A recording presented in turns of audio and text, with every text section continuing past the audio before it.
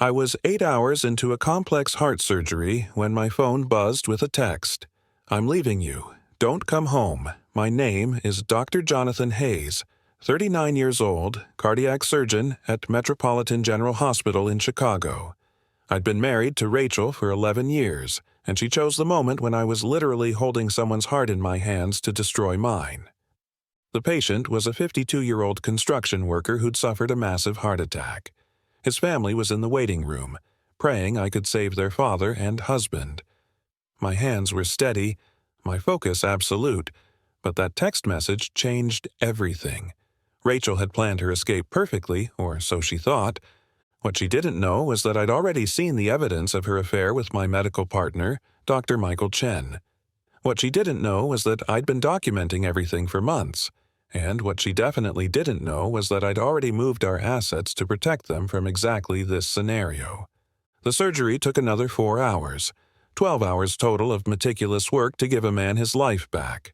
When I finally stepped out of that operating room, exhausted but successful, I found 23 missed calls and a string of texts from Rachel detailing how she was finally free and deserved better than a husband who was never home.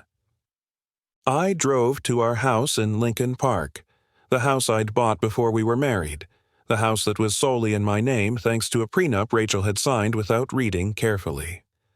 The driveway was empty. Inside, her clothes were gone, her jewelry gone, even some of my own belongings had vanished. But she'd left behind something crucial: her laptop, still logged into her email account. I'd met Rachel during my residency at Northwestern. She was finishing her MBA, brilliant and ambitious. We connected over late-night study sessions and shared dreams of success. She said she admired my dedication to medicine, understood the long hours, the life-or-death pressure. For years, she seemed like the perfect partner for a surgeon's demanding lifestyle. Things started changing 2 years ago when I made chief of cardiology. Suddenly, Rachel's complaints about my schedule intensified. She wanted me to consider private practice, something more lucrative and less time-consuming. She started going out more with friends, coming home later, being evasive about her activities. 6 months ago, I noticed changes in her behavior that my medical training had taught me to observe carefully. She was secretive with her phone, started working out obsessively, bought new clothes, and began questioning every aspect of our marriage. The signs were textbook, but I needed proof before acting. That's when I discovered the affair. It started innocently. I was looking for a medical journal on her laptop when I saw an open email thread. Dr. Michael Chen, my colleague and supposed friend, had been meeting Rachel for lunch meetings that lasted 3 hours. The emails were explicit, detailing their plans for when I was in surgery or at conferences. Michael Chen had been my friend since medical school. We'd done our residencies together, supported each other through the brutal years of training. When the chief of cardiology position opened up, we were both candidates. I got the job, and I thought Michael had accepted it gracefully. I was wrong. The emails revealed everything. Michael had convinced Rachel that I was holding her back, that she deserved someone who could give her more attention. He painted himself as the better choice, younger, more available, with plans to open a lucrative private practice. Rachel bought into it completely. But I didn't confront them immediately. Instead, I did what any good surgeon does when discovering a problem. I diagnosed thoroughly before operating. I hired a private investigator, documented everything, and consulted with the best divorce attorney in Chicago. I learned that in Illinois, adultery affects asset division. I learned about protecting my medical practice, my investments, my future earnings. Most importantly, I discovered that Michael had been using his position at the hospital to facilitate their affair. He'd been adjusting his surgery schedule to match my long procedures, using hospital resources for personal communications, and even prescribing Rachel unnecessary medications to create reasons for her to visit the hospital. While Rachel thought she was planning the perfect escape, I was building an airtight case. The night she left, I didn't chase her or beg her to come back. Instead, I called my attorney and put our plan into motion. By morning, Rachel would discover that leaving wasn't going to be as profitable as she'd imagined. First, the financial reality. Our prenup was ironclad. Rachel had signed it after a romantic dinner where I'd proposed the agreement as a way to protect both our careers. She'd been so focused on the emotional moment that she hadn't read the details carefully. The house was mine. My medical practice was mine. My investments, accumulated before and during our marriage, were protected. But Rachel had made one crucial mistake. She'd taken money from our joint account to fund her new life with Michael. $50,000 transferred to an account in both their names just days before she left. In Illinois, this constituted theft of marital assets, regardless of our prenup. 3 days after Rachel left, I received a call from the hospital's chief of staff. "Jonathan, we need to discuss some irregularities involving Dr. Chen." The private investigator had provided evidence of Michael's misconduct to the hospital's ethics board. Using hospital facilities for personal affairs, manipulating schedules for non-medical purposes, and inappropriate prescribing practices were serious violations. By the end of that week, Michael was suspended pending a full investigation. Rachel, who'd moved in with him expecting to share his income while he established a private practice, suddenly found herself with an unemployed boyfriend facing potential medical license suspension. But I wasn't done. Rachel had made one more critical error. She'd used her affair to damage my reputation among our social circle. She'd told friends that I was cold and distant, that I cared more about my patients than my wife. She'd painted herself as the victim of a workaholic husband who neglected her emotional needs. This gave me grounds for a defamation claim. In Illinois, publicly false statements that damage professional reputation can result in significant damages. My attorney documented every instance where Rachel had made disparaging remarks about my character to mutual friends, colleagues, and social media. 2 weeks after she left, Rachel called me for the first time. "Jonathan, we need to talk," she said, her voice strained. "Michael's situation at the hospital. It's affecting both of us. Maybe we can work something out." I was in my office between surgeries reviewing patient files. "What did you have in mind?" I asked calmly. "I think we rushed into this separation," she said.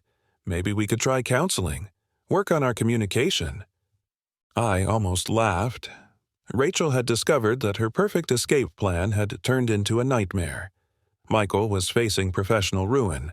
Their stolen money was frozen in accounts now under legal scrutiny, and she was realizing that her MBA meant nothing without the connections and financial security my career had provided. "I'm afraid that's not possible," I replied. "I filed for divorce on grounds of adultery. The proceedings are already underway." Silence. Then, "Adultery? Jonathan, you can't prove that." "Actually, I can. 18 months of documented evidence including emails, financial records, and witness testimony. Your relationship with Michael is thoroughly documented." Another silence, longer this time.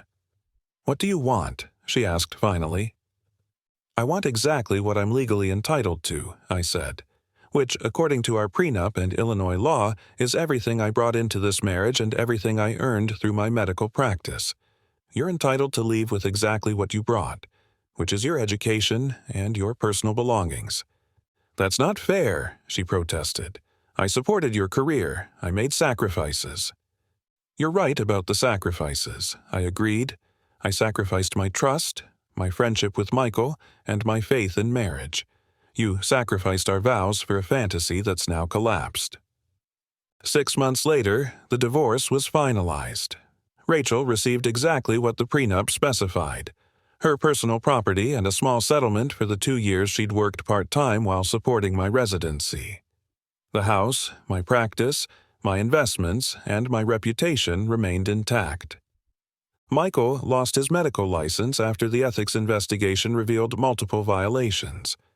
The stolen $50,000 was returned with penalties and interest. Rachel found herself starting over at 36 with an MBA, but no connections, no references from her affair partner, and a reputation in Chicago's medical community that made networking difficult. But the most satisfying moment came during the divorce proceedings when Rachel's attorney tried to argue that she deserved more because she'd supported my career emotionally. My attorney presented evidence of her affair timeline, showing that she'd been planning her exit strategy while I was working extra shifts to pay for her graduate school loans. The judge's response was swift and decisive. Mrs. Hayes chose to end this marriage through adultery while her husband was literally saving lives. She is entitled to exactly what she contractually agreed to receive. A year after the divorce, I received an unexpected visitor. Rachel stood in my office doorway, looking tired and older than her years. She'd lost weight, her designer clothes replaced with off-the-rack business attire. "I made a mistake," she said simply. "Not just about Michael, about everything. I let resentment cloud my judgment." I studied her face, looking for the deception I'd learned to detect. Instead, I saw genuine regret. "What do you want, Rachel?" "Nothing," she said. "I just wanted to apologize. You were a good husband, and I threw it away for something that was never real." I nodded slowly. "I appreciate that. But some mistakes can't be undone." She smiled sadly. "I know. I just needed you to know that I realize what I lost." After she left, I sat in my office thinking about forgiveness, about second chances, about the cost of betrayal. As a surgeon, I knew that some damage could be repaired, but the scar tissue always remained. Some cuts were too deep, some trust too thoroughly severed. 2 years post-divorce, I've built a life that feels authentic and secure. I'm dating someone new, Dr. Sarah Mitchell, an emergency room physician who understands the demands of medical practice. We take things slowly, both of us carrying the wisdom that comes from previous relationship failures. Michael never recovered professionally.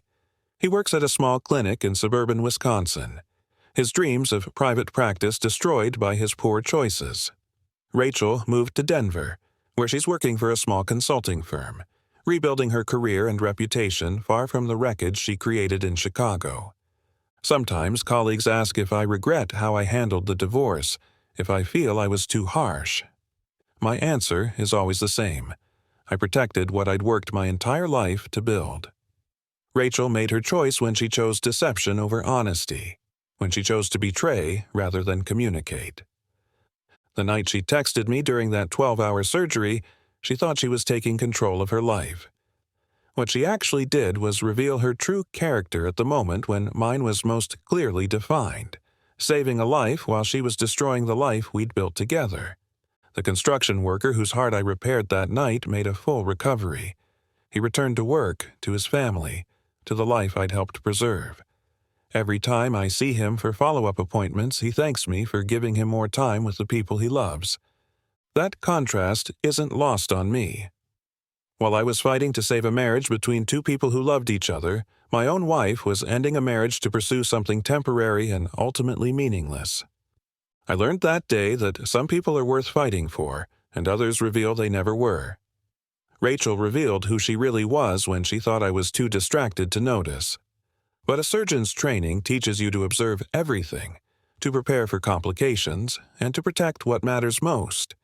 She gambled everything on a fantasy and lost. I prepared for her betrayal and won. Sometimes, the quiet ones who seem too focused on their work are actually the ones paying the closest attention to everything that really matters. The investigation into Michael's conduct revealed more than just our personal drama.